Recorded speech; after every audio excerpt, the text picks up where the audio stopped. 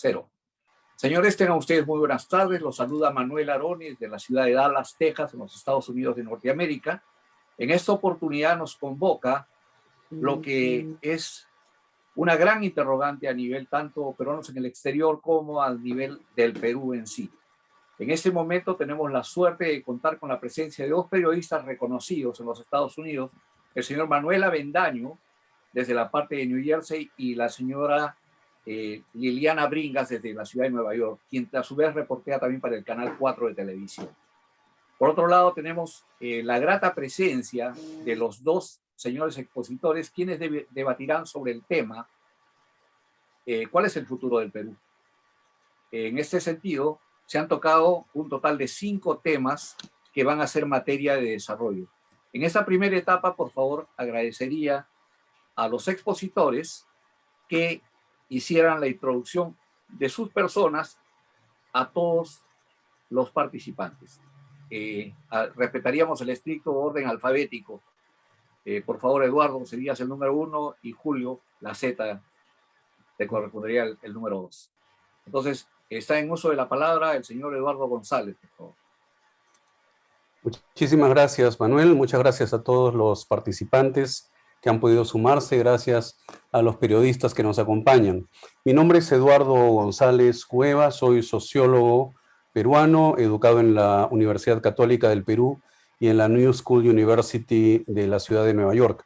Me dedico al trabajo en derechos humanos y trabajo hace ya más de 20 años acompañando la creación de comisiones de la verdad y reconciliación en distintas partes del mundo.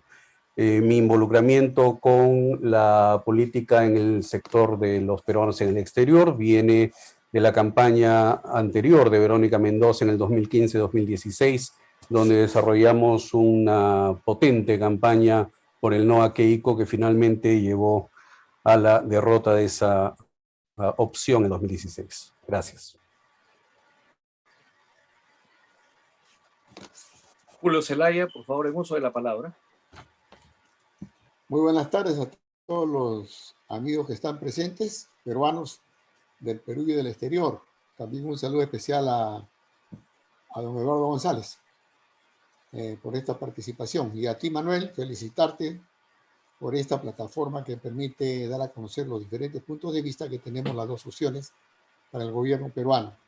Yo soy Julio Zelaya, abogado, especializado en varias materias del derecho, a través de las cuales me permití defender siempre a las clases más necesitadas en el Perú. Y también aquí en Nueva Jersey hice una maestría en lengua y literatura hispanoamericana, a través de las cuales pues eso me permite conocer un poco más a fondo las realidades de los diversos países de habla latina, ¿no? Y estoy involucrado en la política desde hace 30 años. Anteriormente no tuve mucho interés en la política, a pesar de que en San Marcos, cuando yo estudié, era prácticamente un fortín de la izquierda. El único movimiento que existía en San Marcos en esa época era la izquierda, de que se unieron, como ahora se están uniendo muchas izquierdas, se unió Patria Roja, Bandera Roja, Vanguardia, etcétera, todo eso movimiento de izquierda y formaron el Frente Estudiantil Revolucionario, ¿no? Yo no me alineé con ellos, siempre me mantuve al margen. Y recién me introduje en la política a partir de los 90, ¿no? Cuando vi que era necesario participar, con mi país estaba hecho una desgracia en estado agónico, ¿no? Como ahora lo está nuevamente con estos gobiernos de izquierda que lo han sucedido a Fujimori, ¿no? Espero revertir y vamos a luchar para que esta vez no le hagan trampa a Keiko, porque Keiko en 2016 perdió con fraude. Eso lo sabemos todos. Gracias. Tiempo cumplido. Gracias.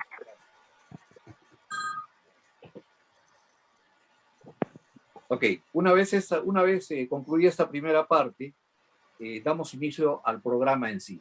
El análisis tiene un total de 5 puntos. Gobernabilidad es el número 1. El número 2, reforma del Estado. Número 3, descentralización. Número 4, modelo económico. Número 5, marco constitucional. se les ruega encarecidamente a ambos participantes tener mucho cuidado en el tiempo, en razón de que va a ser muy lamentable, pero tengo que interrumpirles por razones obvias. En ese sentido, reitero, la exposición de los puntos gobernabilidad, reforma del Estado, descentralización, modelo económico, marco constitucional, estos serán expuestos en un periodo no mayor a 2 minutos. Por favor, no mayor a 2 minutos. A continuación, se realizará una pregunta por parte de el contendor o de la persona que está como contraparte. Tercero, viene la respuesta, que será en un periodo no mayor a 2 minutos también.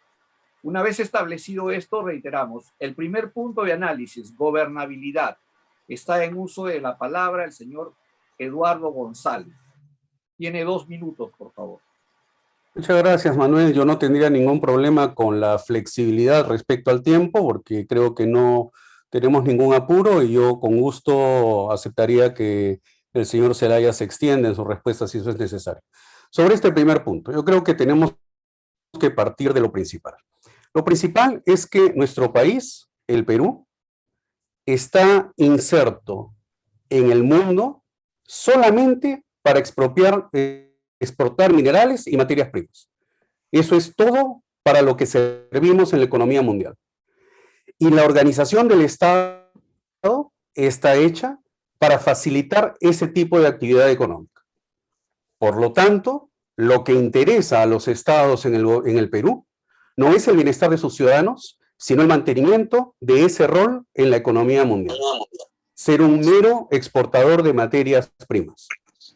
En ese sentido, la gobernabilidad y el modelo de gobernabilidad que tenemos, que está expresado, por ejemplo, en la Constitución fujimorista, solamente apunta a que el Estado mantenga un rol de cuidador de ese modelo y de este proceso. Y los derechos de los ciudadanos pasan a ser lo menos importante. En esa lógica, la gobernabilidad consiste, francamente, en reprimir, en mantener a la gente en su lugar, en mantener a la gente en su sitio y esperar que la gente no se queje exigiendo derechos.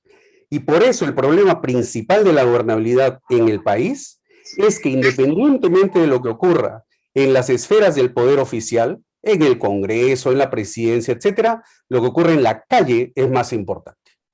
Y entonces las protestas sociales, los conflictos sociales, que son cientos cada año, medidos por la Defensoría del Pueblo, van sin solución porque la gente reclama una gobernabilidad en la que tenga derechos. Y eso es lo que niegan los gobiernos de turno, entre los cuales se logra una continuidad neoliberal que no ha cambiado. Y parte de esa continuidad que no quiere cambiar es la que está expresada en la postura de la señora Keiko Fujimori, que viene a defender mi contrincante. Yo creo que el Perú tiene un futuro, pero ese futuro depende de tener una gobernabilidad basada en derechos. Muchas gracias.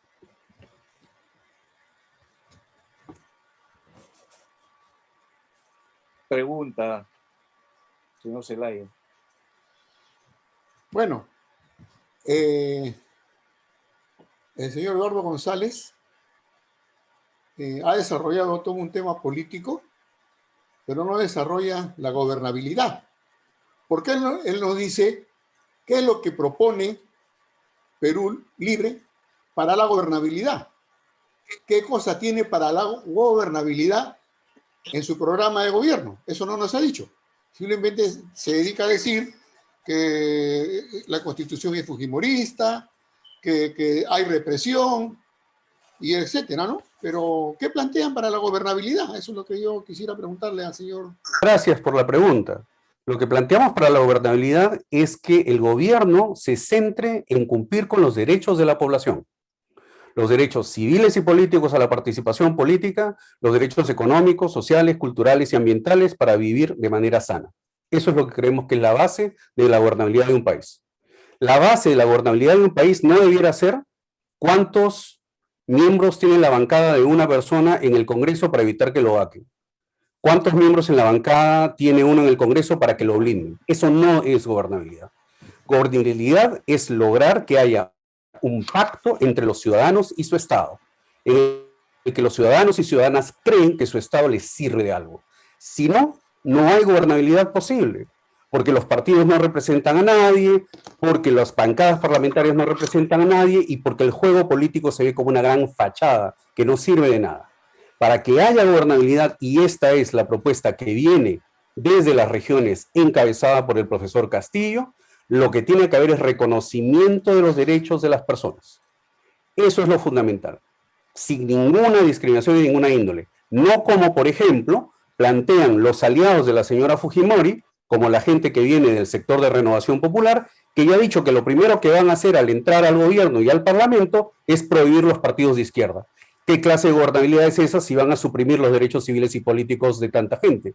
Y segundo, como ya ha dicho la señora Fujimori, su propuesta de gobernabilidad es mano dura, más represión, más bala, más muertes. Esa no es gobernabilidad. Gobernabilidad tiene que ser respeto, lo repito, a los derechos. Tiempo cumplido, gracias. Para exponer sobre el tema gobernabilidad. Bueno, exacto. Miren, en primer lugar, definamos qué cosa es la gobernabilidad. La gobernabilidad son los efectos que causa en la sociedad la acción de gobernar, la gobernanza, ¿no? Entonces, en ese sentido, esto va a traer como consecuencia la estabilidad institucional y política en la toma de decisiones y en la administración ejecutiva, ¿no? Y en ese sentido también, ¿cómo es que surge la ingobernabilidad? Para los marxistas, dicen que surge por las contradicciones entre el capitalismo y el sistema democrático. Para los demócratas, señalan que es una consecuencia de la sobrecarga de demandas que obliga al Estado a responder con un intervencionismo. Eso pues genera la ingobernabilidad, ¿no? Es lo que trae como consecuencia pues la deslegitimización de la autoridad y la pérdida de confianza en el liderazgo, ¿no? Y a eso se ha llegado últimamente, ¿no? Se ha perdido el liderazgo en el Perú. En los últimos 20 años no se ha seguido estrictamente lo que señala la Constitución, que no es fujimorista, es una Constitución que emanó del pueblo, que fue hecha por el pueblo y que fue aprobada por el pueblo. Es la única Constitución en el Perú que ha sido refrendada por el pueblo. No hay ninguna otra que haya sido así. Es la única. En ese sentido, Fuerza Popular, ¿qué es lo que propone?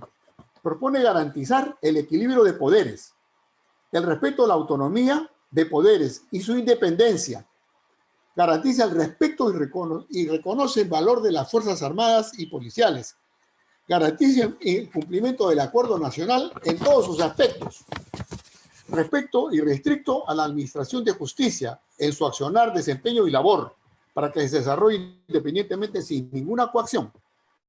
Hemos visto pues un Estado débil, un Estado incapaz de ejercer sus funciones básicas, un Estado de controlar el orden y la seguridad. Eso tenemos que remediar. Y por eso es que cuando Keiko Fujimori dice mano dura, no es que ella pretenda tomar las armas como lo hicieron los senderistas, que es muy seguidor el amigo Castillo, ¿no? Que no se ha deslindado en todos sus aspectos de Sendero y que cada vez más aparecen indicios que está cercano a Sendero, ¿no? Así como las declaraciones que brinda Amparo Humala, como las declaraciones que brinda la camarada Vilma en el Brain, en fin, ¿no? Como su cercanía que hemos visto a Marta Guatalla, que yo la conozco en San Marcos cuando pertenecía al Socorro Popular, ¿no? Ahí está el acercamiento que ellos han tenido, ¿no? Entonces, pues, la gobernabilidad va a tender a eso, en lo que propone Keiko Fujimori, a respetar estrictamente todos los derechos de los peruanos a través de la Constitución. Tiempo cumplido, Julio, por favor. Ok, Eduardo, tienes un minuto, por favor, para la respuesta. Para la pregunta.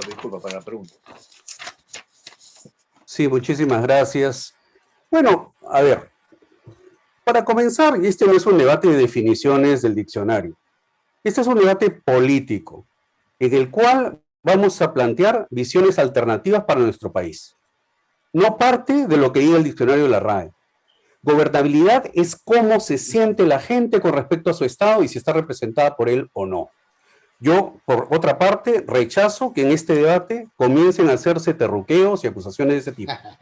Porque si el señor viene a decir que Pedro Castillo está vinculado con Sendero, entonces yo le puedo decir, bueno, la señora Keiko Fujimori está vinculada con Alberto Fujimori, con Vladimir Montesinos, con Nicolás de Bari, con Elevan Bello, con José Luis Cáceres Velázquez, con Gregorio Tinoco, con todos los procesados y sentenciados, que son cientos, del Partido Fuerza Popular y del Fujimorismo. Entonces, por favor, no entre en eso porque no le va a ir bien. Yo le pregunto, concretamente, este es un país, el Perú, en el cual los conflictos sociales ocurren todo el tiempo y usted está diciendo que ocurren por falta de autoridad y no está reconociendo la justicia de las demandas de la gente. ¿Qué haría usted y qué haría el Fujimorismo para ganar gobernabilidad en el caso, por ejemplo, de las muchas resistencias sociales y de las demandas justas que tiene la población de los lugares afectados por los efectos ambientales de la gran minería? ¿Cuál sería la respuesta para lograr gobernabilidad y lograr gobernabilidad democrática en casos como esos, donde hay quejas, donde hay demandas y donde desgraciadamente se llega siempre al conflicto y a la violencia? ¿Por qué? ¿Qué haría usted? Mire, bueno, yo creo que siempre es bueno definir los conceptos. Es verdad que este es un debate político, pero es necesario que mucha gente que a lo mejor desconoce el término se le aclare, ¿no?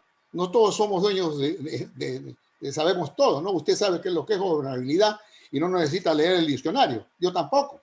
Pero puede haber gente que nos va a escuchar posteriormente, porque esto está siendo grabado, para que entiendan en qué consiste la gobernabilidad, ¿no? Así que no está de más, ¿no?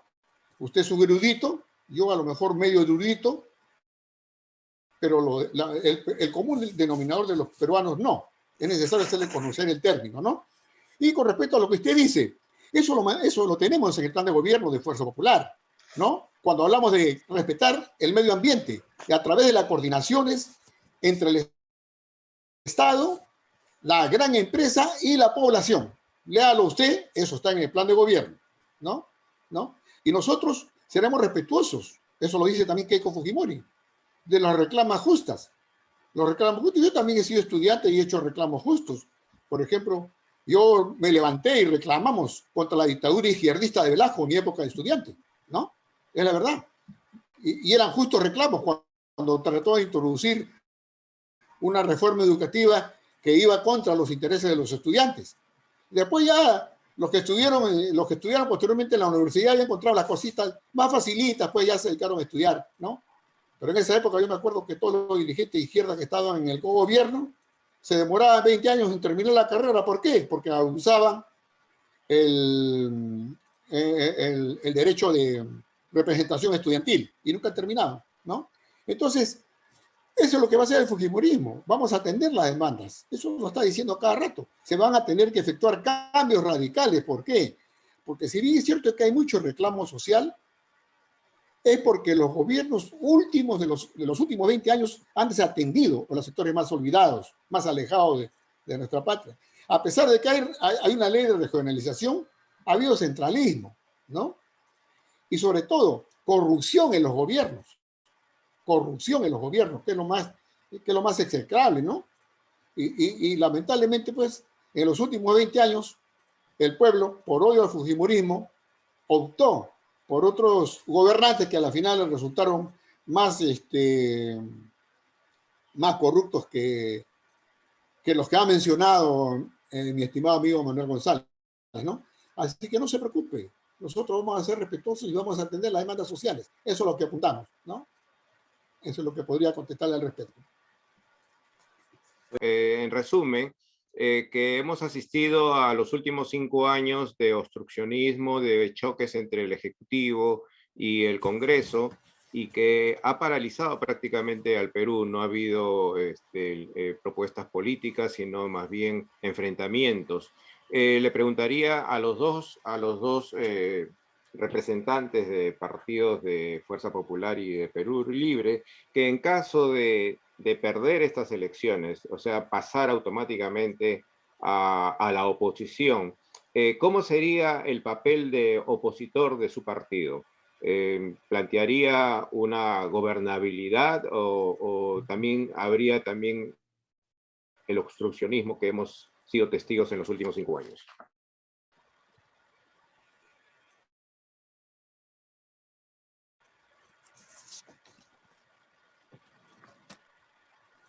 ¿Quién comienza? La pregunta se la han hecho a Julio A los Zelaya. dos dice, a los dos o a mí nomás. ¿Quién A comienza? los dos, a los dos. Adelante. Para ambos, ok. Sí. En tal caso, tendría que, Sí. un uso de la palabra sería Eduardo. Eduardo. Bueno. Bueno, como Manuel ha dicho, efectivamente, venimos de un ejemplo muy claro de cómo entiende la gobernabilidad del fujimorismo. Porque ya sea que se base en diccionario o en la práctica, el hecho es muy sencillo. Ellos quieren estar en el control. Cuando no ganaron la elección presidencial, lanzaron la hipótesis de que habían sufrido un fraude y se dedicaron con su bancada mayoritaria a propiciar un permanente choque con el Ejecutivo. En ese choque con el Ejecutivo, además, algunas, y este es otro problema para la gobernabilidad, algunos poderes específicos, poderes fácticos, que son, por ejemplo, los de las universidades informales vinculadas a sectores mafiosos, las de las actividades extractivas corruptas, esos intereses representados en el Parlamento, muchos de ellos representados en la bancada que fue mayoritaria de Fuerza Popular, resultaron creando una obstaculización a la estabilidad que tanto dicen ansiar. Más aún, yo creo que una de las razones, en realidad, por la que se pierde en estabilidad y en gobernabilidad democrática en el Perú, es por asumir que todo lo que debe ocurrir en términos de estabilidad viene del Parlamento, y no viene del Parlamento, viene de que la gente crea en su Estado. Y las bancadas van a representar aquello que la gente diga. En el caso de Perú Libre, que ha logrado una bancada significativa, pero no una bancada mayoritaria, no hay riesgo alguno de que tenga un rol obstruccionista como el que tuvo el fujimorismo con sus más de 70 candidatos. Creo además que ya es hora de revisar una reforma política que permita que las elecciones no resulten en esta situación en la que sin ganar una mayoría absoluta, alguien puede tener una mayoría más que absoluta en el Congreso. Ese resultado es injusto y no permite la gobernabilidad. Y en el caso del quinquenio que acabamos de pasar, ha tenido su resultado en la sucesión, como decía el periodista Bendaño, de hasta 4 presidentes. Y hasta y anteayer quisieron censurar a Sagasti, con lo que hubiéramos ido a 5 o 6. Entonces, sí, evitemos romper récords por ese lado, y creo que del lado de Fuerza Popular el récord es muy claro, y del lado de Perú Libre no hay forma en que pueda hacerse un obstáculo o una cosa que no sea oposición democrática, que es lo que por supuesto se haría.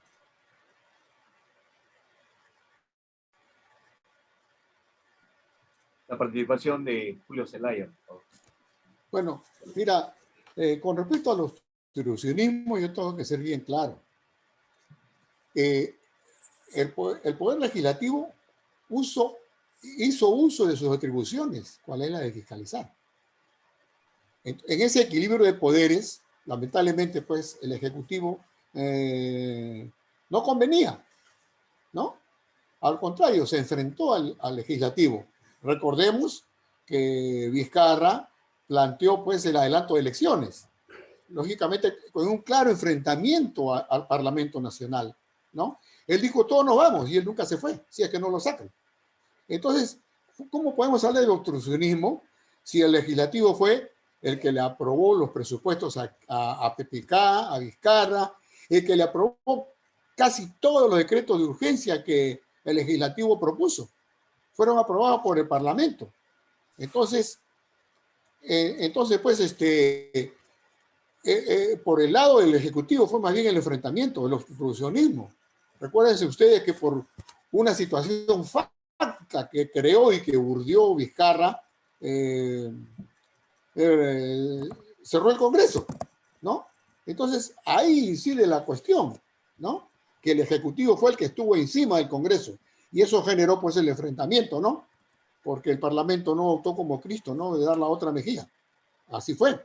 Entonces, y no es que haya estado en el control, ni porque Keiko estaba resentida porque creó un fraude. El fraude existió, y eso lo saben.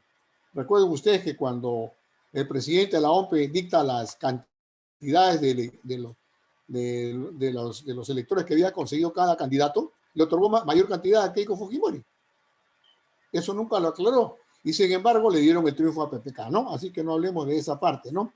Ahora yo veo que el amigo González se contradice y su líder, Pedro Castillo, bueno, en una oportunidad cuando él se presentó ante la Comisión de Justicia en el Parlamento, ¿qué es lo que dijo? Saludo la integridad y la decencia de estos parlamentarios, etcétera, etcétera, etcétera. Entonces, pues, ¿qué pasa? ¿No? Si el propio Castillo dijo eso, ¿cómo un representante de él puede hablar mal de ese Parlamento? ¿No? No entiendo. Hay una contradicción al respecto, ¿no? Entonces, pues, yo creo que hay que hablar bien, pues, ¿no? Y no, pues, llevar al equívoco a la gente, ¿no? Así es. Por alusión, está pidiendo uso de la palabra Eduardo González. Sí, bueno, muchísimas gracias. Bueno, precisamente en eso consiste una verdadera democracia. Yo tengo cosas en las que puedo estar en desacuerdo con mi candidato.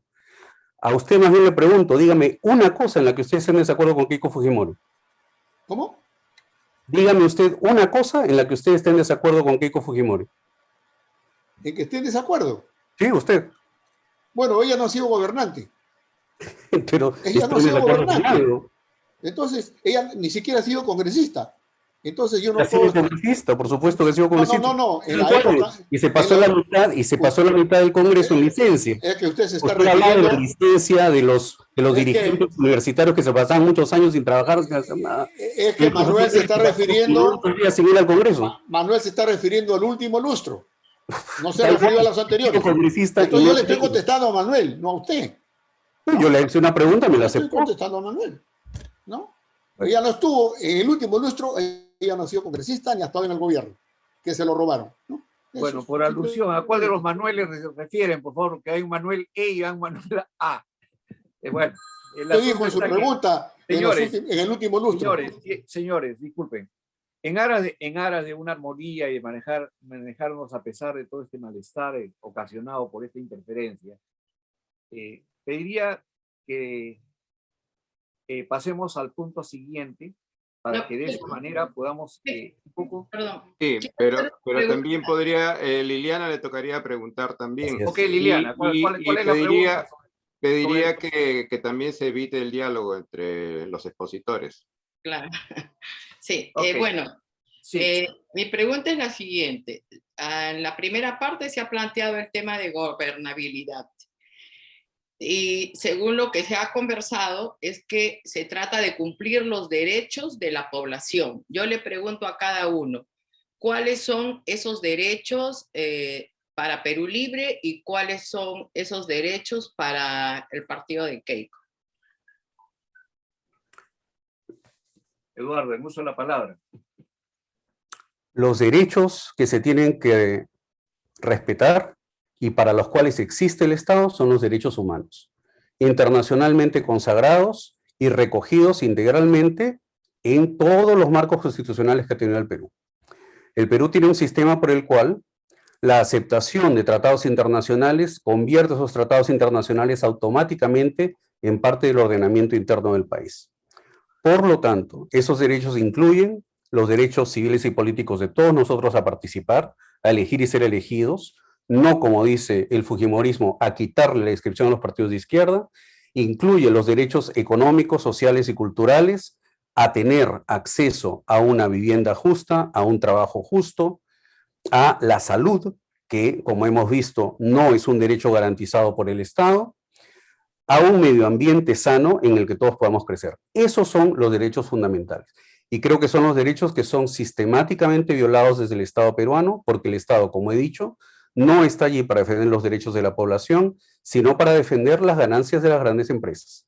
Y eso es lo que tiene que cambiar. Entonces, los derechos son los derechos humanos internacionalmente reconocidos, civiles, políticos, económicos, sociales, culturales y ambientales. Tiempo cumplido. Respuesta por parte de Julio Zelaya. 2 minutos, por favor.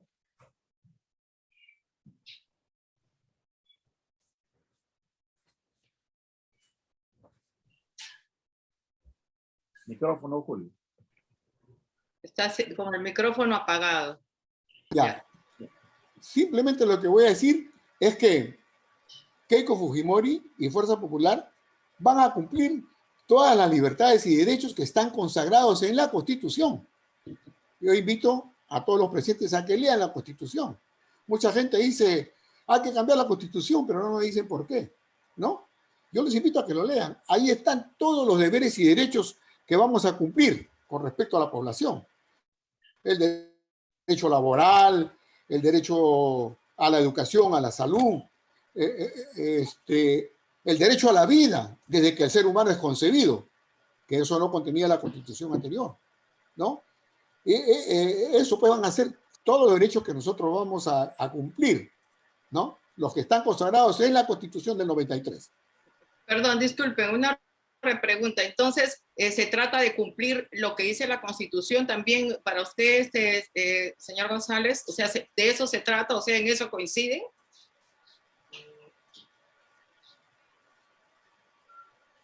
La Constitución del 93 se hizo agarrando pedazos de la Constitución del 79 y agregando cosas.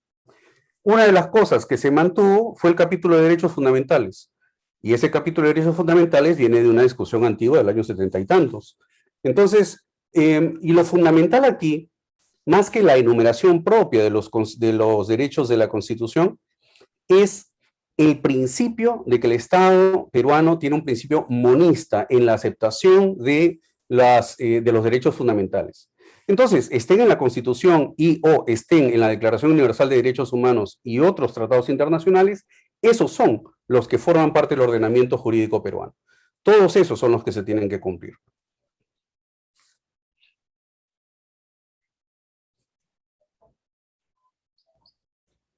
Bueno. Ok. Julio, por favor.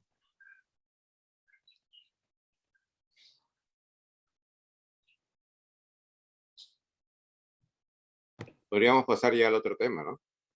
Ok, no aludar a la repregunta por parte de Julio, porque la parte que quedó pendiente de esa, o sea, ya ella hizo una repregunta.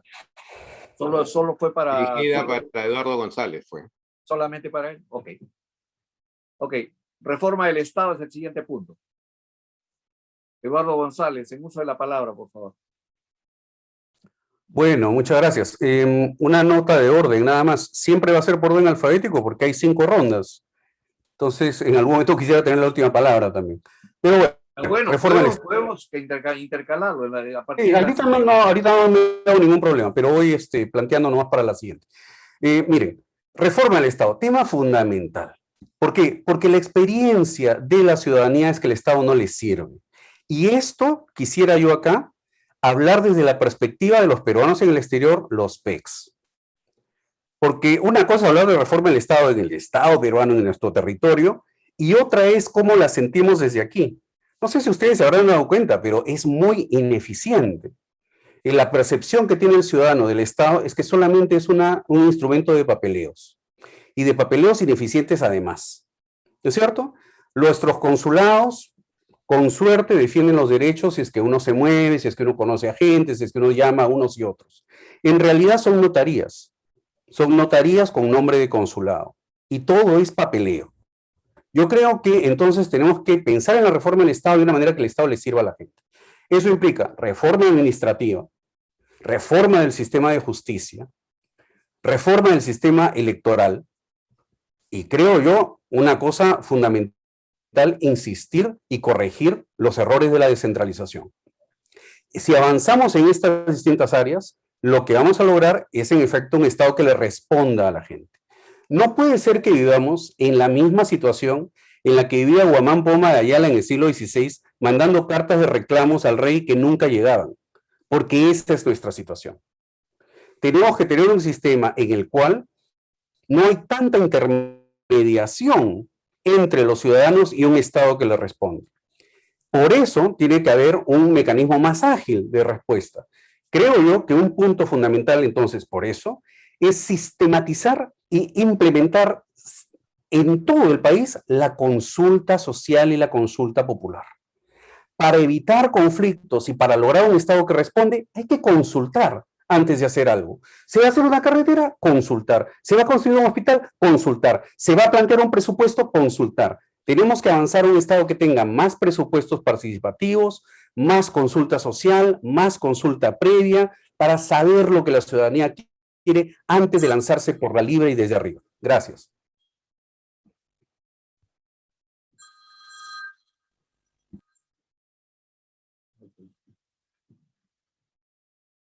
¿Cuál sería la pregunta de parte de Julio Zelaya, por favor?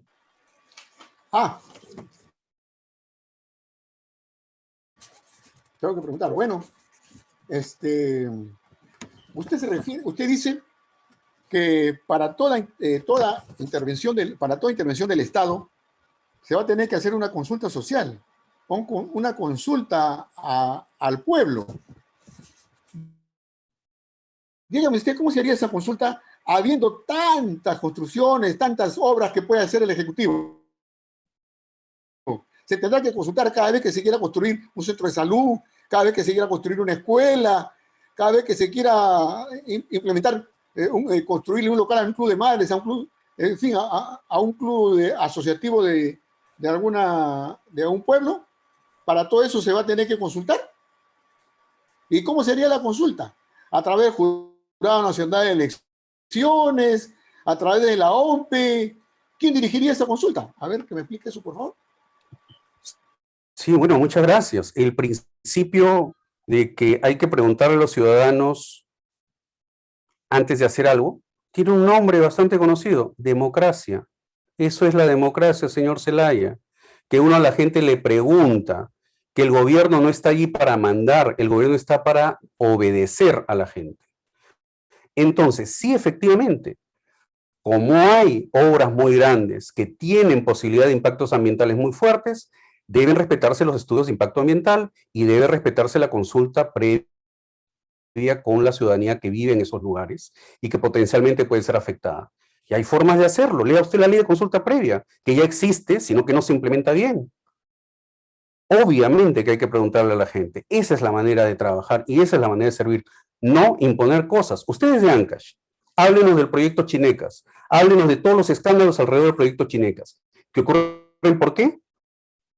Porque no se le pregunta a la gente y porque lo que ocurre es que élites locales de su región se arrebatan los fondos y se arrebatan las coimas, motivo por el cual hasta exgobernadores ya están investigados y o presos, como el caso del señor Álvarez, si no me equivoco, de su región, de Ancash. Entonces, en eso consiste pensar en consulta. Mire, usted y yo vivimos en Estados Unidos, el señor Aroni también. Aquí, para que se construya un edificio que va a servir a las personas sin casa, se le consulta al distrito en el que está ese edificio. ¿Y cómo se consulta? A través del concejal de la región. Para hacer un monumento, para cambiar un edificio, para hacer una reconstrucción o lo que sea, para hacer un parque, todo se consulta. Y por eso las cosas se pueden demorar un poco más, sí se pueden demorar un poco más, pero el resultado es calidad de gestión y representación, que la gente sienta que lo que está haciendo es lo que la gente busca y quiere, y no lo que le imponen, porque resulta que le resulta conveniente a una transnacional poner ahí un proyecto. En eso consiste la respuesta. Ok. A continuación, el tema reforma del Estado por parte del señor Zelaya.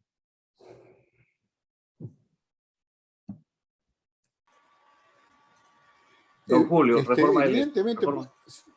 Sí, evidente pues que la pandemia nos ha desnudado, nos ha hecho ver qué clase de Estado teníamos, qué clase de gobernantes teníamos.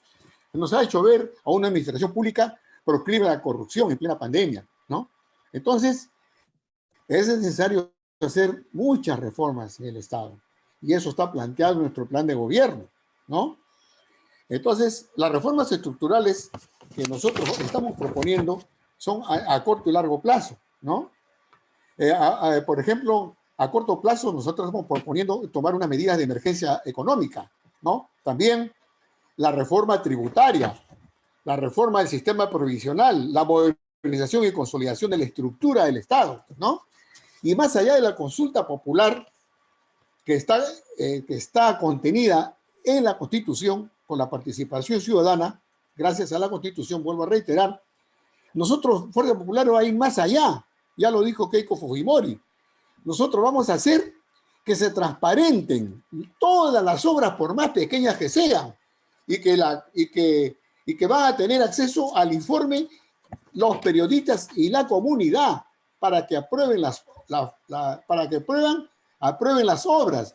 Ya no va a haber más adendas, como estaba acostumbrado en los últimos en los gobiernos de los últimos años, ¿no? Eso ya no va a ocurrir. Entonces, eso es lo que va a insistir Fuerza Popular en su gobierno, ¿no? Transparentar, ¿no? Y sobre todo, evitar también los gastos superfluos, que la comunidad sepa en qué se gasta, ¿no? Ahora, los gobiernos regionales hay que ponerles un control, y eso no es, pues, interferir, sino miren, como el mismo amigo González lo acaba de decir, y lamentablemente lo tengo que decir, la mayoría de los gobiernos regionales que están en proceso son de izquierda, ¿no? Y algunos de Perú Libre. Entonces, me refiero a estos últimos años, ¿eh? No me voy a referir a 30 años atrás, no me voy a salir. Me refiero a los últimos años, ¿eh? Así es, ¿no? Entonces, pues, amigos, eso es lo que se tiene que hacer en la reforma del Estado, ¿no? Es muy importante esa reforma que se está planteando, lo que estamos planteando nosotros, ¿no? Porque eso va a permitir el desarrollo económico y social de nuestra patria, ¿no? Eso va a permitir la transparencia de las operaciones estatales, ¿no? Y la participación de la ciudadanía en la ejecución de las obras. Por ejemplo, ¿qué es lo que se está planteando también? Se va a volver al programa del FONCODES. ¿Y cómo se ejecutaba una obra con FONCODES? Se nombraba un núcleo ejecutor. ¿Y quién era el presidente del núcleo ejecutor? El presidente de la comunidad. Entonces, ¿qué más consulta que esa? ¿No? Entonces, pues, se está viendo que hay el ánimo, cumplido, Julio, la participación ciudadana en todos los aspectos. Tiempo cumplido, gracias. Pregunta por parte de Eduardo González, por favor, un minuto. Bueno, ha sido un poco confusa la exposición, no puedo entender algunas partes, pero me interesaría llevar la pregunta a un asunto elemental de la reforma del Estado. Es la reforma del sistema y del Poder Judicial. Los peruanos en el último par de años asistimos al escándalo de los audios del Consejo Nacional de la Magistratura y los audios de jueces del Club de los Cuellos Blancos y los Hermanitos, ¿no? Que coordinaban pues muy abiertamente los fallos que iban a dar, que beneficiaban a la corrupción, beneficiaban a los corruptos. Gente que viene del entorno mafioso, que está representado en varios partidos, entre ellos Fuerza Popular. Si es que ustedes en su partido tienen personas y tienen grupos de poder que representan a esos sectores, a esas economías mafiosas y que se apoderan del Estado, ¿cómo podemos creer que ustedes van a reformar el Poder Judicial? Bueno, en primer lugar, ni Fuerza Popular ni la Constitución tienen culpa de los actos que cometan los corruptos. Nosotros estamos en contra de todo tipo de corrupción. ¿Acaso nosotros le hemos enseñado a esos jueces que han cometido actos de corrupción para que los hagan? Yo creo que es cuestión de las personas, no es cuestión de las instituciones. Lamentablemente, el Poder Judicial, yo le digo porque yo he trabajado en el Poder Judicial muchos años y yo lo conozco en su interior. Y eso no viene desde ahora, viene desde Guama de Ayala, como usted menciona. Viene desde hace muchos años, ¿no? En provincias, por ejemplo, ¿no? Yo tengo una anécdota. cuando un juez le preguntó a un litigante en los años 60 o 58, por ahí, cuando mi padre era abogado y ejercía la carrera, este provinciano le ofreció dinero al juez y el juez le preguntó, ¿por qué le ha dicho que me tenga que ofrecer dinero? Le dijo, ¿sabe lo que pasa? Que en mi pueblito estamos acostumbrados a darle al juez una gallinita, un ternerito, un dinerito para que nos haga justicia. Eso no es de ahora, es de siempre. Y nosotros vamos a de todas maneras, a respetar el Poder Judicial y ya serán los organismos pertinentes quienes escojan a los nuevos magistrados, pues. Y habrá que ser adivino, porque no se sabe en el fondo si serán o no corruptos. Usted puede saber, ¿cómo puede saber si una persona es corrupta cuando lo elijan como juez? No se puede saber, ¿no? Ellos cometen la corrupción dentro del ejercicio de la función, ¿no? Y a esos hay que castigarlos, ¿no? Y para eso está la justicia que los sancionará penalmente, ¿no? Entonces, nosotros pues estaremos vigilantes de que el Poder Judicial ya no sea pues capturado por las fuerzas políticas que están en el gobierno, como últimamente se ha hecho, ¿no? Imagínense ustedes, una fiscal de la nación encubriendo a Vizcarra, ¿no? Un gobierno de izquierda, ¿no? Entonces, eso hay que tratar de evitar. Tiempo cumplido, Julio, disculpa. Ok. Le contesté la pregunta a la mía. Una vez concluido el análisis número 2, reforma del Estado, preguntas por parte de los periodistas. Manuel, en uso de la palabra, por favor. Tema reforma del Estado. Brevemente, la primera vuelta electoral trajo una gran sorpresa en los resultados y también reveló una realidad que vive el Perú desde hace mucho tiempo, que es el olvido a la provincia, la centralización de todos los actos de gobierno, incluso que afectan a la propia capital, porque solamente se atiende a unos cuantos distritos ahí y el resto también viven en pobreza o extrema pobreza. Pero la pregunta sería si 5 años serían suficientes para solucionar todos estos problemas que ya llevan mucho tiempo y que todavía en tiempos de pandemia hay problemas más urgentes que resolver, como el de la misma situación del coronavirus y también la reactivación económica. La pregunta va para los dos partidos, si 5 años serán suficientes o tal vez tienen planeado quedarse más de ese tiempo. Eduardo González, en uso de la palabra para responder a la pregunta. Sí, si me permiten, yo me he quedado un poquito sorprendido con la idea de que el problema en el Poder Judicial es la gente y que uno tiene que ser adivino para ver si van a ser corruptos o no. Y al final no es la gente, porque como dice, esto viene desde hace cientos de años. Entonces hay un problema estructural. No es un individuo y otro, no es unas manzanas podridas en medio de la gran producción de manzanas. No, es un problema sistemático. Ahora, ¿cómo resolver esto? ¿Esto se va a resolver en 5 años? Por supuesto que no. En 5 años se pueden dar pasos. Y luego de 5 años se somete a la voluntad popular para ver si habrá alternancia o si continuará procesos con presidentes y gobiernos de la misma lógica, de la misma direccionalidad política.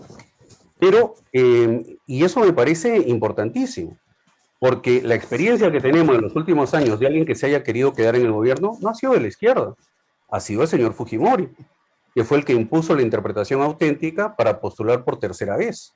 Entonces, la pregunta de quién se quiere quedar más de 5 años tendría que ser a quien se quedó más de 5 años y se quería quedar más de 10 años. Y eso nunca fue la izquierda, fue el señor Fujimori. Ok. Perdón, pero quería hacer una repregunta, pero ahora hay planes, se ha escuchado los planes iniciales del Partido Perú Libre de querer cambiar la Constitución y existe un temor válido de que se cambie la Constitución justamente para que se perpetúe en el poder un partido de izquierda. ¿Qué responde a eso? Sí, yo creo que es un temor infundado. Para comenzar, a mí me parece fundamental el valor que tiene la alternancia y creo que cuando, por supuesto, todos los partidos aspiran a iniciar procesos largos de transformaciones, Sin embargo, creo que esos procesos se deben leer como la construcción de hegemonías sociales. Vale decir, la construcción de grandes alianzas. El Perú, en parte, sus problemas de gobernabilidad ocurren porque no existen las alianzas sociales que permitan dar estabilidad. Necesitamos un país y un modelo de gobierno, de producción y de gobierno, en el cual estén representados los empresarios nacionales, estén representados los trabajadores, estén representadas las comunidades, etcétera. Cosa que desgraciadamente no permite el sistema actual. Pero yo respondo directamente, no, y lo ha dicho ya el señor Castillo muy claramente, a los 5 años se va, y eso no tiene que ver con ninguna voluntad de segunda categoría. La experiencia histórica que tenemos es que son otros los que se quieren quedar. Julio Zelaya, por favor. Le tocaría a Liliana Brings. Keiko Fujimori. No, pero yo no he contestado eso de los 5 años. Sí, perdón, disculpe. Ya. Bueno, ya mi lideresa Keiko Fujimori se ha manifestado al respecto. Ella no se va a quedar más de los 5 años. Y yo creo que los 5 años, convengo con el amigo González, que no van a ser suficientes para arreglar el problema del país, ¿no? Y el hecho de que Alberto Fujimori se haya quedado por 2 periodos, eso no significa que su hija vaya a hacer lo mismo, porque ella ha dicho bien claro, los errores que se cometieron anteriormente se tienen que arreglar. Y si eso fue un error, en el cual yo convengo, ella no lo va a cometer nuevamente porque la experiencia le está enseñando, ¿no? Que es lo mejor la alternancia, ¿no? Y por eso es que también el Congreso ha aprobado que la no reelección de los congresistas es una medida muy saludable que han tomado ellos, ¿no? Aunque muchos dicen lo contrario, pero yo convengo en todo eso. En la alternancia está la democracia, ¿no? Entonces, yo garantizo, por lo que está diciendo Keiko y por lo que está en el plan de gobierno, que ella no se va a quedar más de los 5 años, ¿no? Y no le echen la culpa al papá que ella va a seguir lo mismo, ¿no? No, eso es una cosa distinta, ¿no? Son subjetividades, ¿no? Eso es lo que podría responderte, Manuel. Sobre el tema de reforma del Estado, Liliana Bringas, ¿alguna pregunta, por favor? Bueno, sobre el tema de reforma del Estado, sobre todo yo quería preguntarle algo referente al Poder Judicial que estaban conversando y que estaba diciendo el señor Zelaya. ¿Por qué cree señor Zelaya que ha habido esa avalancha de votos hacia Perú Libre? O sea, según lo que usted manifiesta, es por los errores de su padre, a Keiko Fujimori, ella tiene esa desventaja, ¿no? ¿Usted realmente cree que es por eso que muchos peruanos han votado por este partido Perú Libre, por el señor Castillo? ¿Cree que eso se debe a los errores de Alberto Fujimori? ¿O cree que hay un sector olvidado que ahora ha alzado su voz? O para ambos, ¿no? La pregunta. Ok. Bueno, a ver, me preguntó a mí primero, ¿no? Bueno, yo le puedo decir que los peruanos no han votado contra Alberto Fujimori ni contra Keiko Fujimori. Han votado contra todos los partidos, ¿no? Porque todos los partidos han recibido determinados votos que bien merecidos se lo tenían, tanto de derecha como de izquierda. Miren la Verónica Mendoza, ¿no? Verónica, pues, representaba a la izquierda. Y miren lo que ha pasado, ¿no? La izquierda ya no cree en ella. Ahora han creado un nuevo líder. Y yo digo, han creado un nuevo líder. Porque este señor no es un novato en política, ya tiene muchos años en política, ¿no? Ya tiene como dirigente sindical, que ha hecho política a través del SUTE Conare, ¿no? Entonces, claro, lógicamente que él ha sabido recoger, y es un trabajo no de ahora, de hace mucho tiempo que lo viene haciendo, ¿eh? Él ha sabido recoger precisamente los reclamos de los olvidados, ¿no? Pero cuando él dice, esta es una lucha entre los pobres y entre los ricos, esta es una lucha entre los que tienen poco, en los que tienen, en los que, en los muchos que son los pobres y los pocos que son los ricos, creo que ahí él se equivoca. Él se equivoca. Porque mira, ahora, yo no creo en las encuestas, pero se está viendo que haya un empate técnico en lo que está sucediendo actualmente, ¿no? Entonces él está equivocado totalmente cuando él cree que los pobres van a votar por él. Lógicamente, muchos pobres van a votar por él. Pero ahora la clase media o los que pretenden llegar a la clase media, que son los emprendedores, todos se están dando cuenta del peligro que significaría tener un gobierno comunista en el Perú, que les va a cortar todos sus emprendimientos, ¿no? Y esos son los que van a votar ahora, la clase media. Esos son la mayoría actualmente. Eduardo, Sí, en uso de la palabra. Gracias. Bueno, yo estoy de acuerdo, sorprendentemente, con algo que ha dicho el señor Zelaya, que es que Pedro Castillo representa, en efecto, el voto de los olvidados, el voto de los sin voz. Totalmente de acuerdo. Bienvenido, señor Zelaya. Mire, muy sencillo. Las elecciones se deciden, como ya sabemos en el Perú, en forma de avalancha, en el último momento,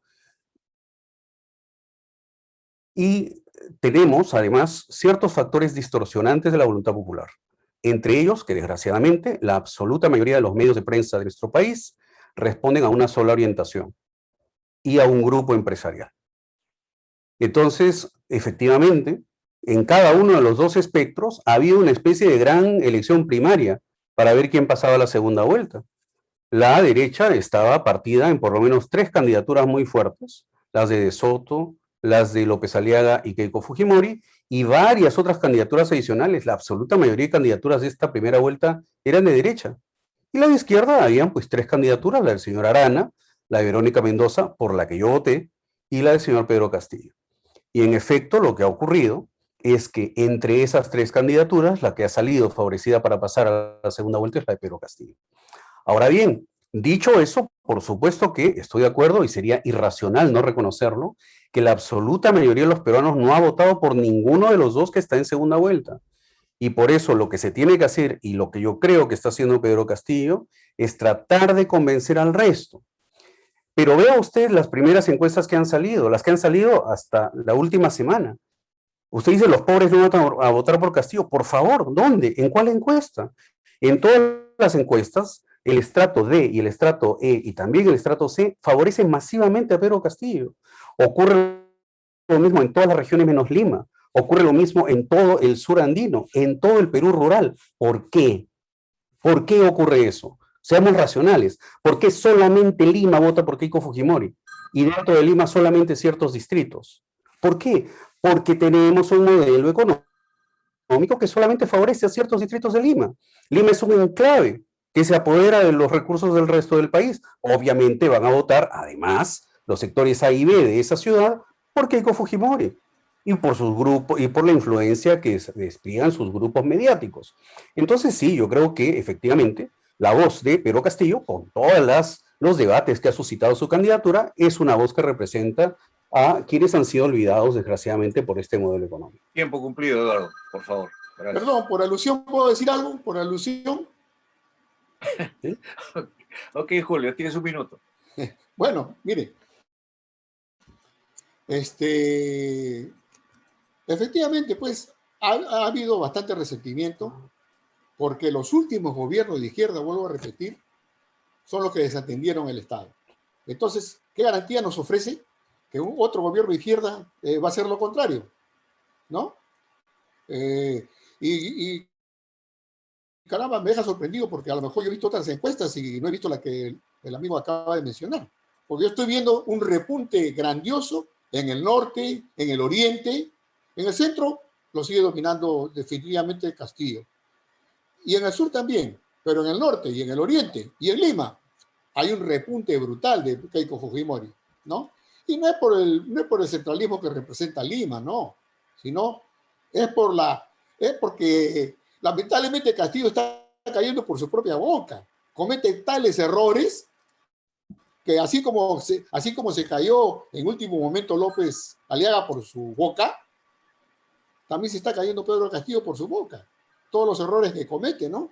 Y las mujeres, sobre todo, que se han sentido heridas cuando cita a Keiko Fujimori en el penal, cuando dice que venga su padre y su madre a debatir también. Esa es una afrenta a la familia y una afrenta a la mujer, ¿no? En fin, yo con toda sinceridad espero que Keiko Fujimori va a remontar. En extenso al lugar, me obligas a darle, si así lo tiene a bien, repregunta para el señor Eduardo. No sé si está usted de acuerdo con... No, ni siquiera repregunta, es simplemente responder. Acaba de salir la encuesta de Datum, y en la encuesta de Datum, donde efectivamente hay un repunte de la señora Fujimori, el candidato Castillo todavía gana en norte, sur, centro, oriente, y el único lugar en donde gana Fujimori es en Lima. Y de nuevo, el candidato Castillo gana en sectores C, D y E, y los únicos lugares donde gana la señora Fujimori en los sectores A y B. Entonces no inventemos encuestas, por favor, y pasemos más bien al siguiente tema. Bueno, una vez concluido el tema de reforma del Estado, sobre descentralización, en esta oportunidad hará uso, por alternancia, hará uso del tema, del análisis del tema, Julio Zelaya, descentralización.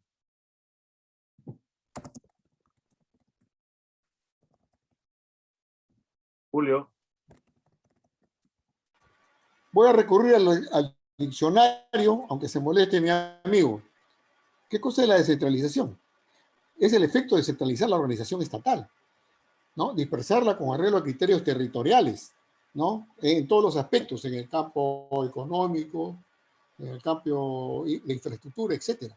Entonces, bajo ese aspecto, se trata de concentrar la administración de los servicios para que los gobiernos regionales y los gobiernos locales puedan tener autonomía en sus decisiones y puedan efectuar lo que más le conviene a su población. Existe para ello una ley de regionalización y una ley orgánica de municipalidades. Pero ¿qué es lo que está sucediendo últimamente? A eso debemos apuntar, a lo que yo decía, la transparencia y el control. Hemos visto que los gobiernos regionales, lamentablemente, pues, no han cumplido su rol. Miren cuántos gobiernos regionales y cuántas municipalidades no han utilizado el total de los recursos económicos que les envió el Estado, ¿no? Eso es ineficiencia, ¿no? Y lo mismo, cuántos gobiernos regionales y locales han caído en corrupción. Entonces, eso es lo que nosotros, a través de la centralización, veremos la forma que los organismos pertinentes puedan controlar esta situación que está ocurriendo, ¿no? Entonces, por eso que Fuerza Popular propone articular muchas cosas. Por ejemplo, el Sistema Nacional de Riesgo de Desastres. Eso se tiene que coordinar con los gobiernos regionales y los gobiernos locales, porque ocurre constantemente en el Perú, dada nuestra geografía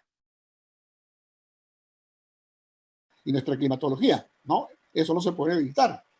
Por ejemplo, en cuanto a la educación también, se tiene que descentralizar. Es por eso que en el Ministerio de Educación proponemos que el Ministerio de Educación y los gobiernos regionales y locales ejecuten todas esas y cierren esas brechas que existen en la educación, ¿no? Lo mismo que en lo que se refiere a la cultura, por ejemplo, ¿no? Pero nosotros proponemos el apoyo, el rescate y la defensa de las comunidades nativas y de los pueblos originarios y afrodescendientes. Eso está en nuestro plan de gobierno, ¿no? Para que mantengan su identidad local y regional, ¿no? Entonces, se está planificando la descentralización en la forma de vida, ¿no? Ahora, tiempo cumplido. ¿qué es lo que vamos a implementar? El gobierno digital. Julio, tiempo cumplido, disculpa. Buen rato, está timbrando la máquina, por favor.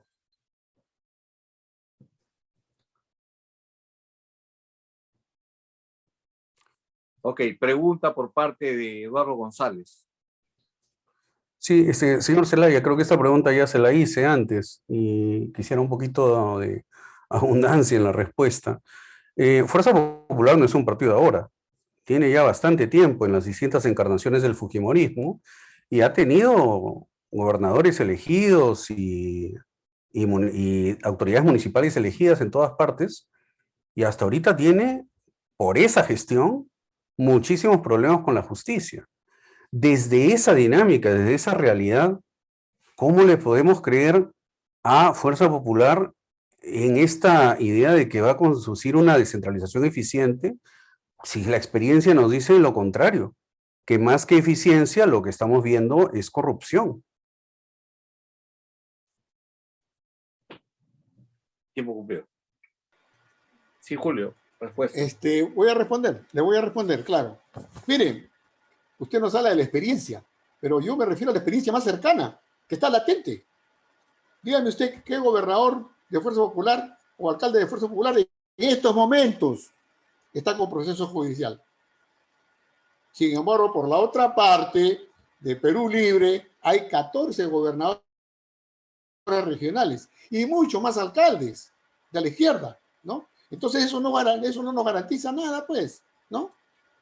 Entonces, yo creo que cuando usted dice, pues, que el fujimorismo, con su amplia experiencia, sí, efectivamente. Por eso, justamente por la experiencia que tenemos, es que no somos improvisados como Castillo. Castillo recién comienza, usted mismo lo está diciendo. Entonces, cuando un niño, antes de correr, tiene que aprender a caminar. Y antes de caminar, primero gatea. Nosotros ya estamos corriendo, ¿ya? Entonces, por esa razón es que corriendo en esta campaña electoral llegaremos a la victoria. Así es. Gracias. Ok. A los señores periodistas, ¿alguna pregunta con respecto al tema de descentralización? Bueno, yo tengo una. Y también como dos en una también, porque se ha hablado de las encuestas en el periodo anterior y se cree que si las encuestas son válidas en estos momentos, las mismas encuestas que escondieron el avance de Pedro Castillo en la primera ronda y que nos trajo toda esta sorpresa. Y aparte de esta pregunta, quería hacerle que si la descentralización ha funcionado. Ha habido varios intentos de descentralización, no de estos años, sino yo recuerdo hasta de los años 80, donde se planteaba en Orbe Loreto, en el CODEA, que era la Corporación de Alto Amazonas, donde me tocó trabajar, donde los presupuestos tenían que ser aprobados por Lima, y Lima les devolvía con observaciones, y luego las observaciones eran atendidas, de nuevo Lima les devolvía, entonces era como un proceso de 5 veces rebotes desde Lima, y la aparente descentralizada CODEA y Orbe Loreto no atendían sus problemas porque no tenían una aprobación de presupuesto. O sea que en el papel está muy bonita la descentralización, las corporaciones, ahora los gobiernos regionales, pero sin duda que ha habido algún problema de no funcionamiento de esta descentralización. ¿Cómo hacer más eficientes a los gobiernos regionales? Justamente el resultado que hemos tenido, el olvido de la provincia, es un problema también de una descentralización que no es eficiente. Hemos visto también muchos actos de corrupción junto a estas partes de no eficiencia de los gobiernos regionales. ¿Ok? La pregunta va para los dos partidos. Ok.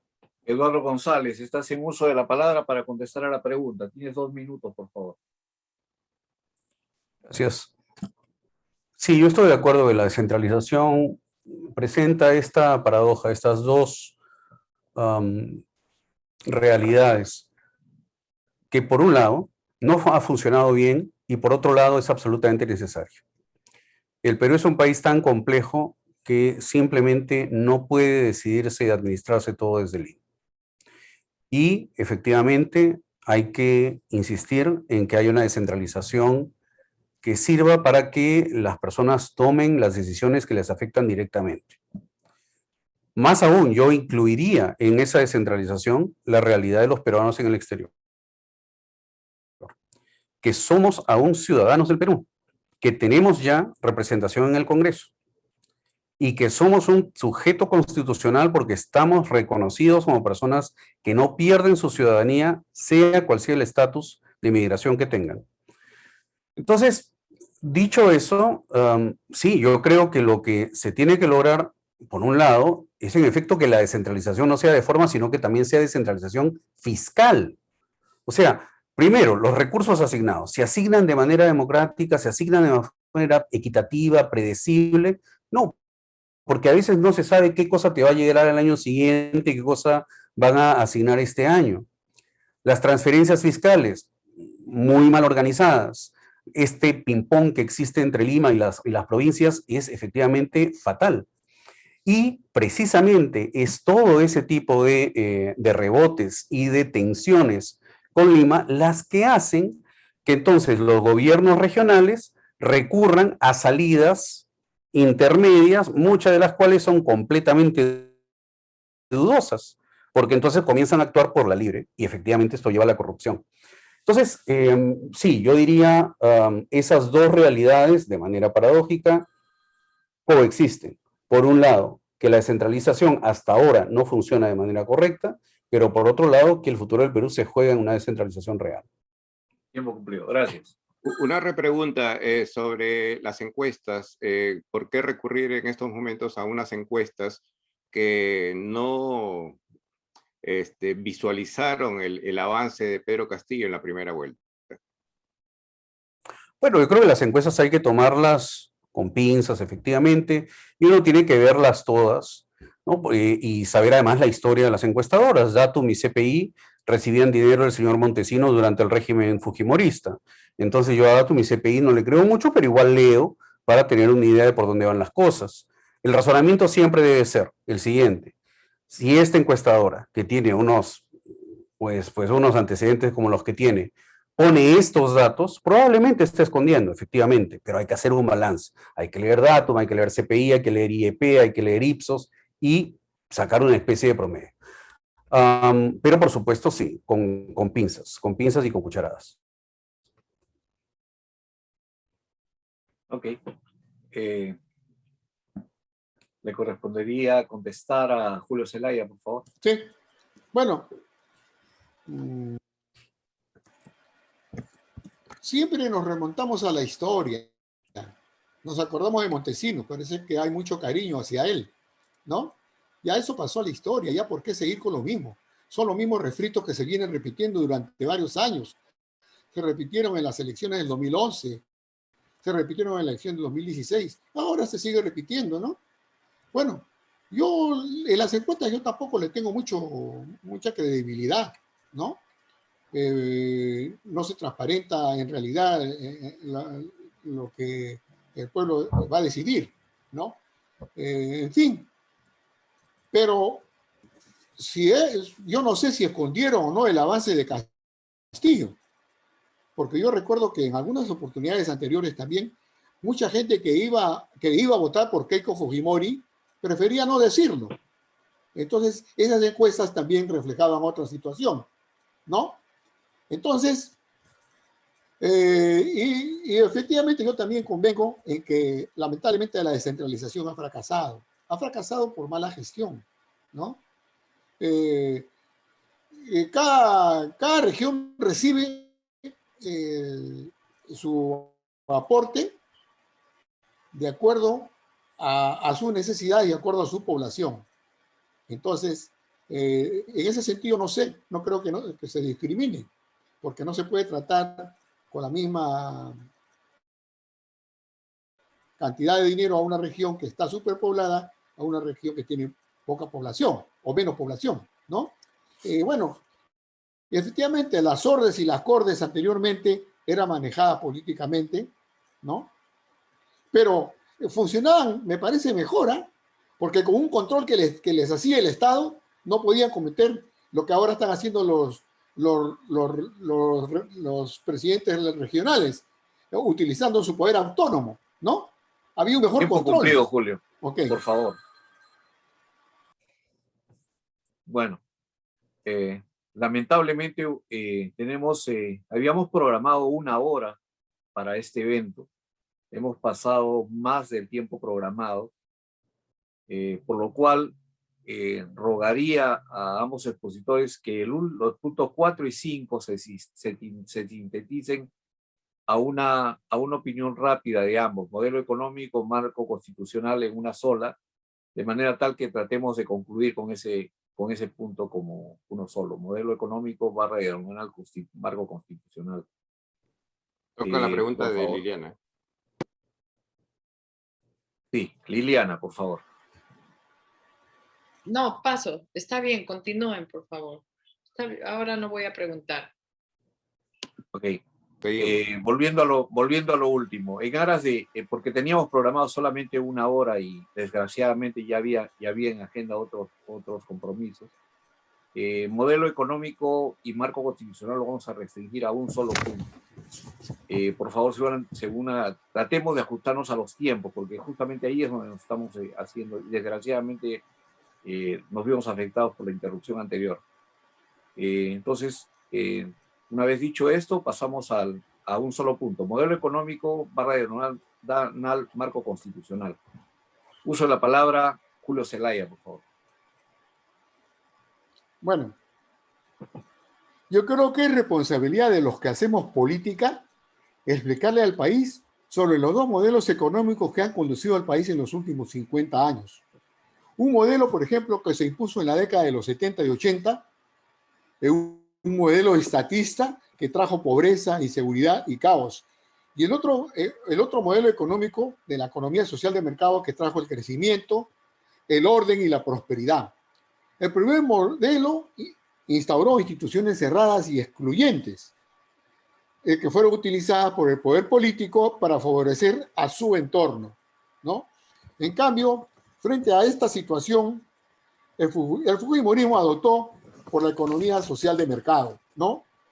En contra de ello, ¿no? Entonces, muchos dicen que este modelo es neoliberal, pero yo no creo que exista el neoliberalismo. Se le llama así porque surgió después del fracaso del modelo socialista en todo el mundo. Entonces, se regresó al liberalismo clásico, adoptando las modernizaciones como la globalización, por ejemplo, ¿no? Y a eso le están llamando neoliberalismo, pero en la Constitución no aparece el neoliberalismo, ¿no? Como modelo económico, sino la economía social de mercado, ¿no?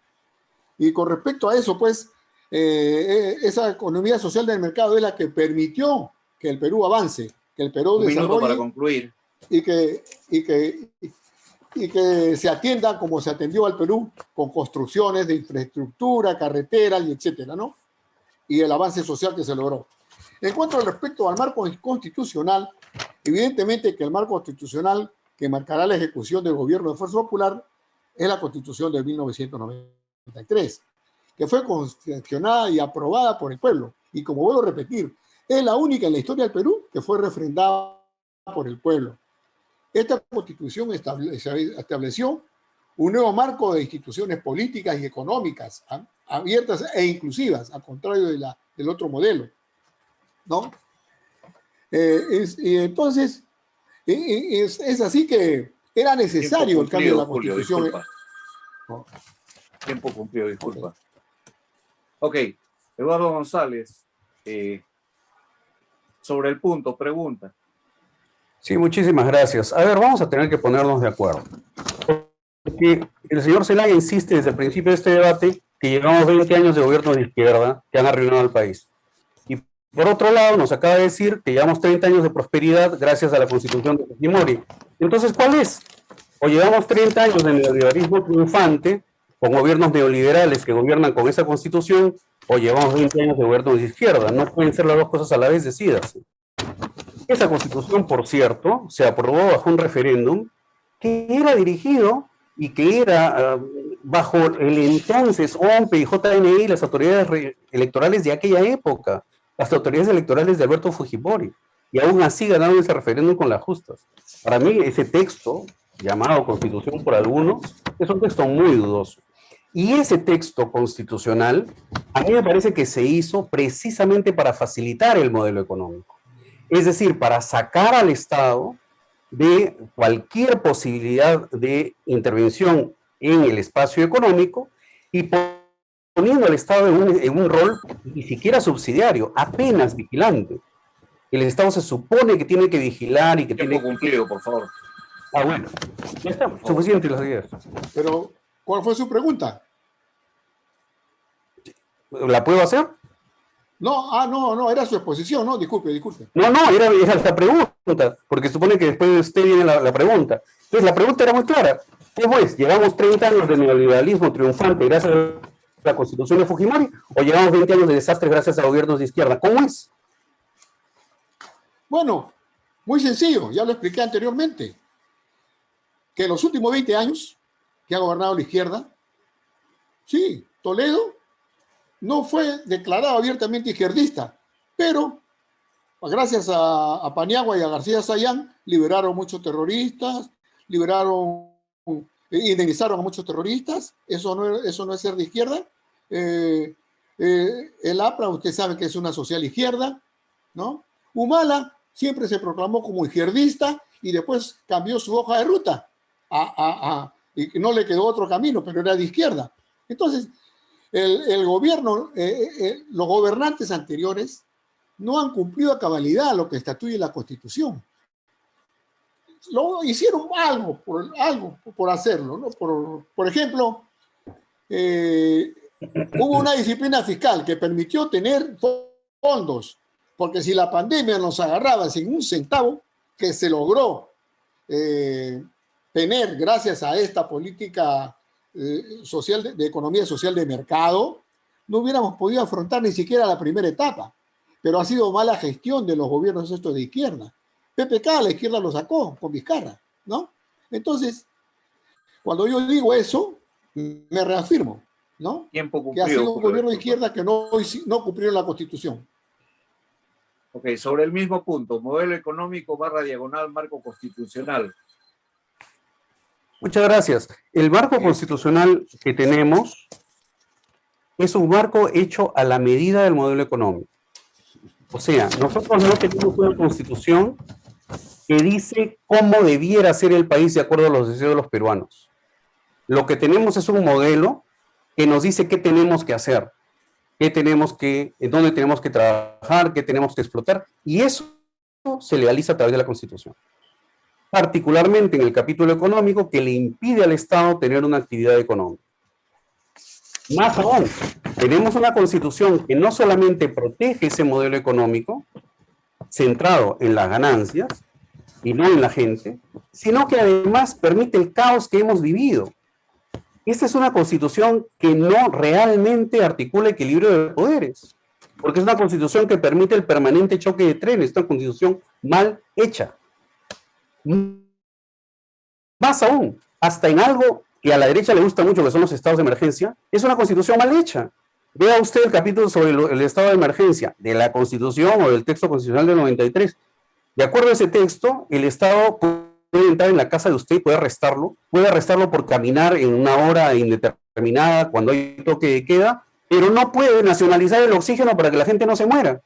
No puede imponerle a las clínicas que pongan un precio justo al tratamiento de las personas. Bueno, pues, es que todo lo que existe en la Constitución es para favorecer a unos y a otros. Es la ley del embudo, donde lo más chiquito le toca al pueblo y lo más grande le toca a los grandazos. Entonces, ese es el problema. Y eso es lo que tiene que ser cambiado con una nueva asamblea constituyente, con un nuevo proceso. Cumplido, Julio. Tiempo cumplido, Eduardo, disculpa. Ok, lugar a la pregunta por parte de Julio Zelaya, por favor. Bueno,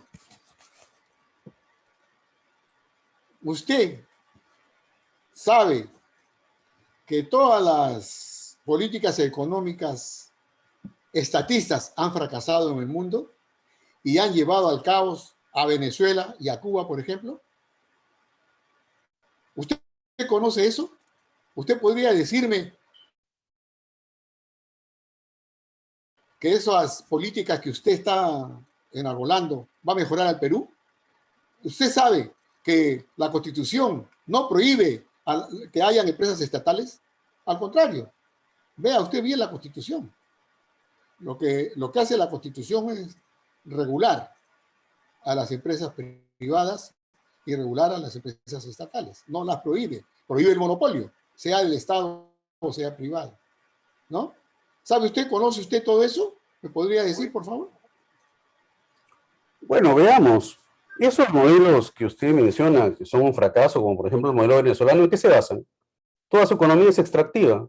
Lo único que hacen es vivir del petróleo. Ese modelo es exactamente el modelo que nosotros tenemos. Este es un país que vende piedras. Eso es lo que hace el Perú. Vende rocas, vende minerales. Y tiene la misma vulnerabilidad de base que tiene esa economía venezolana extractivista. Ese modelo venezolano fracasado por caudillista es exactamente lo que pasa cuando tenemos cosas como el fujimorismo que se basan en la santificación de un cierto caudillo y de su herencia familiar. Porque por el mero hecho de ser familia de ese líder en la cárcel, esta señora es candidata. Esos son los problemas. Hablemos de Cuba también, único país que tiene su propia vacuna. ¿Cómo así? Un país pobre, sometido al bloqueo. Bueno, precisamente porque tiene un Estado nacional que toma decisiones de acuerdo a su nación. Y uno puede tener mil diferencias con el régimen cubano en distintas razones, pero queda claro que es un modelo que ha permitido atender a la salud de su gente en una situación con la que hemos vivido. Entonces, a mí me parece que, por supuesto, esos datos se pueden responder y sin ningún problema y sin ningún complejo. Y sin ningún complejo también respondo que yo creo que un Estado y un orden económico que permite que en Gamarra un empresario encierra a los chicos en un container y que se mueran incendiados, es un modelo que no merece seguir. Un modelo que permite que una empresa le cobre intereses abusivos a las personas y encima despida a trabajadores, es un modelo que no debe seguir. Esa constitución y ese modelo tienen que ser cambiados. Gracias, tiempo cumplido. Ok, una vez ya tocado este último punto, al lugar las preguntas de los señores periodistas, por favor. Manuel. Bueno, no se ha respondido hasta ahora algo muy importante. Es cierto que hay cosas que hay que hacer a largo plazo, pero el gobierno que entre a partir del 28 de julio tiene que atender un problema muy grave que enfrentamos todos en el Perú, no solamente en el Perú, sino en el mundo entero, que es la pandemia. Y el otro, segundo, sería la reactivación económica. Al margen de esto, se ha planteado que es necesario en el Perú un cambio. La diferencia está en que hay un cambio que se quiere hacer también a través de una nueva constitución, otros que podrían decir que solamente tendrían que ser ciertos cambios en algunos artículos, enmiendas, tomando sobre todo que en el país en que vivimos tenemos una sola constitución a la que se han aplicado diversas enmiendas. Un gobierno tendría que someter el cambio constitucional parcial o total a un referéndum. Si en caso que el pueblo no decidiera el cambio constitucional, ¿podría el gobierno seguir su actividad con la actual constitución que tenemos en estos momentos? ¿Y cómo enfrentaría la pandemia y la reactivación económica? Ahora hay muchas respuestas y ya se nos pasó el tiempo. Primero, yo diría que la respuesta a la pandemia tiene que ver con lograr que el Estado le responda a la gente y no a las clínicas privadas. Ese es el punto. Y si para eso hay que reformar la Constitución, hay que hacerlo. Porque es una Constitución que solamente le sirve a las empresas y no a las personas. Entonces, de entrada, la respuesta a la pandemia tiene que ver con eso. La administración de vacunas toca con algo que hemos mencionado, la descentralización. Las vacunas se están distribuyendo fundamentalmente en Lima y no están llegando donde tienen que llegar. Hay fotos desgarradoras de personas en comunidades campesinas cargando a sus viejitos en la espalda para llegar a recibir la vacuna. Por Dios, ¿en qué país? ¿Cómo es posible? Eso tiene que resolverse. Entonces, distribución justa, equitativa y negociación concreta y poder que permita que las empresas privadas de la salud no lucren con la salud y con lo que está ocurriendo. Y por otro lado, efectivamente, ¿cuánto hay que cambiar de la Constitución? Ya ha habido reformas parciales. toda la Constitución tiene que estar sometida a la voluntad popular. ¿Por qué? Porque la Constitución es la que ha permitido este caos, este choque permanente de poderes, esta descentralización mal hecha, esta ausencia del Estado de su rol fundamental de vigilar el bienestar de las personas, es lo que nos ha llevado a esta situación. Entonces, para mí, es toda.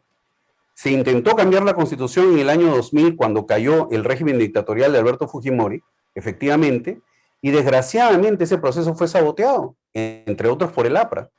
Y entonces, a mí me parece fundamental que dejemos la lógica de los cambios parciales o las decoraciones y de ir al fondo de la cuestión, que es el cambio de la Constitución. Repregunta es, la pandemia no espera un cambio constitucional que podría llevar mucho tiempo. ¿Qué hacer antes bajo la actual Constitución? ¿Qué medidas urgentes? Urgente, repartición de la vacuna que ya está negociada. Van a llegar y están llegando millones de dosis de Pfizer. Esa repartición tiene que priorizar a los sectores vulnerables y tiene que llegar a las regiones. Entonces, descentralización más vacunas, fundamental. Segundo, golpear las redes mafiosas que están lucrando con el oxígeno. Tercero, y en esto fue fundamental las propuestas que hizo Verónica Mendoza en la primera vuelta, hay que nacionalizar la capacidad de distribuir oxígeno. En una situación de absoluta emergencia no puede ser que algo que sirve para la vida de la gente esté sometida a los antojos de los caprichos de ciertas empresas. Y por otro lado, fiscalización absoluta de lo que están haciendo las clínicas privadas. Porque no solamente están en Lima, que están en todas partes. Porque estas clínicas privadas están lucrando con la salud y fortalecimiento del Sistema Nacional de Salud. Yo creo que eso es urgente y una tarea de los primeros 100 días. Tiempo cumplido, gracias. Ok, Julio Zelaya. Bueno, yo pensé que estábamos examinando el plan de gobierno de Perú Libre. Sin embargo, vemos que ahora estamos viendo el programa de Verónica Mendoza. Y lo digo ¿por qué? Porque Perú Libre no tiene ningún plan con respecto a la pandemia. Y lo dijo como disculpa Castillo. Dijo, cuando nosotros elaboramos el plan de gobierno, todavía no había pandemia. Miren qué tal disculpa, ¿no? No tiene nada en concreto. En su plan de gobierno no existe nada, ¿no? Entonces, ahora, bueno, van a hacer algunos remiendos posiblemente, pero fíjense, hay una discrepancia entre Perú Libre. Hay tres tendencias ahora, ¿no?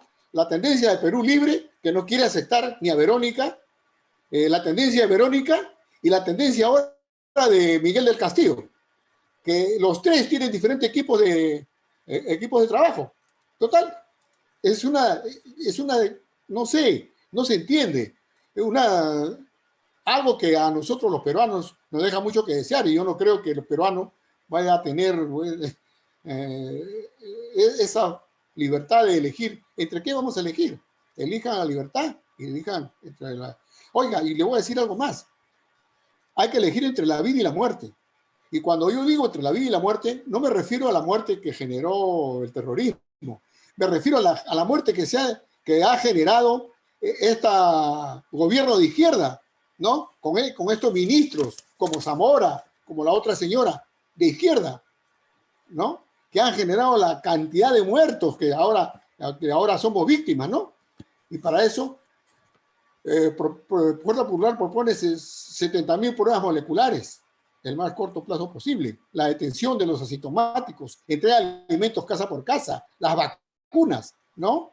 También la implantación de plantas de oxígeno para entregarlos gratuitamente.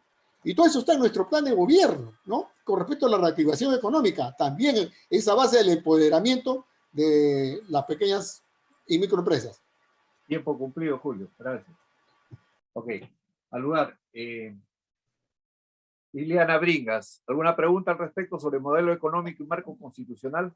Sí, bueno, sí, sobre el modelo económico hemos visto en las noticias que a Perú Libre le están, el hijo de Jorge del Castillo, ¿no? Está planteando el plan 200, y bueno, Del partido de Keiko ya lo conocemos hace bastante tiempo porque ella ya ha postulado otras veces, pero con algunos cambios, pero de Perú Libre aún todavía no sabemos cuál es el modelo económico, pero lo que sí todos los peruanos sabemos que hay que descentralizar, ¿no? Que hay una centralización y que hay pocos recursos en el interior del Perú. Eso es algo que todos lo sabemos. Y que las promesas, bueno, nos puede decir el señor Zelaya como vocero de su partido y el señor González, pero en lo que vamos a saber realmente quién cumple sus propuestas, las propuestas ya hechas, es cuando lleguen al gobierno, porque ahora podemos debatir sobre esto y realmente cada uno puede presentarlo mejor que pueda. Y como bien lo dice el señor Aroni, es un solo debate, ¿no? Por otro lado, quería también mencionar lo que dijo Manuel, que cómo creer en unas encuestas cuando realmente los resultados fueron bastante diferentes. Por otro lado, bueno, la pregunta es, ¿cuál es el plan que Perú Libre va a tomar? ¿Cuál es el plan económico? Pero quiero hacer al final quiero decir algo con respecto a lo que dijo el señor Zelaya, pero esa es mi pregunta. ¿Cuál es el plan que Perú Libre va a tomar, el plan económico?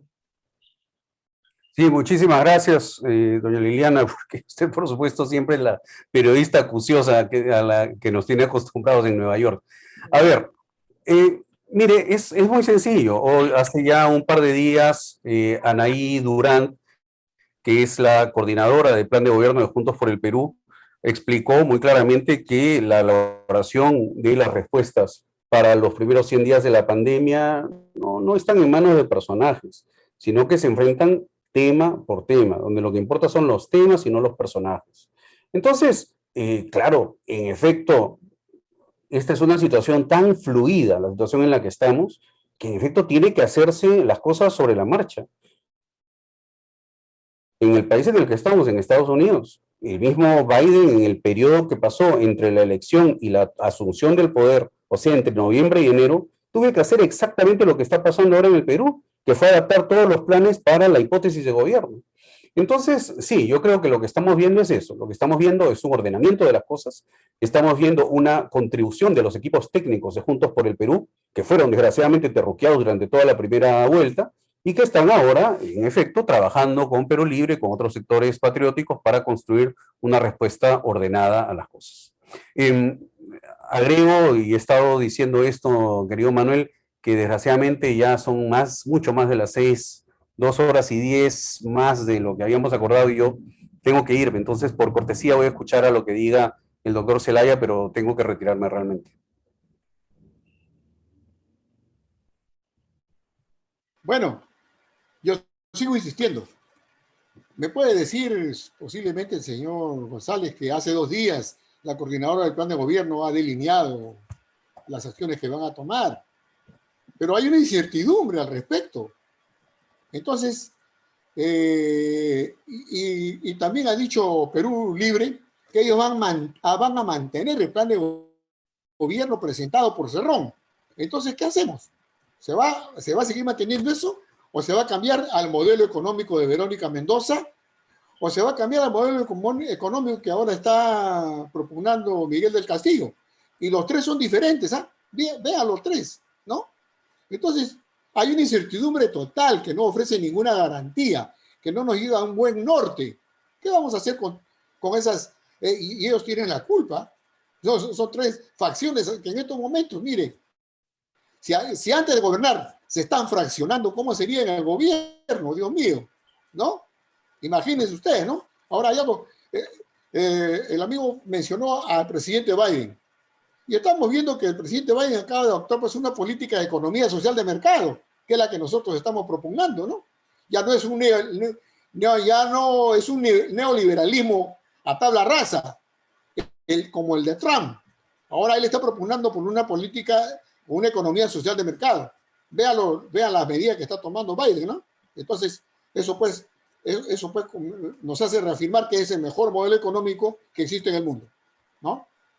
Julio, una interrupción. Vamos a dar por concluido el presente evento con el compromiso de un segundo evento. Las razones ya creo que todos las conocemos.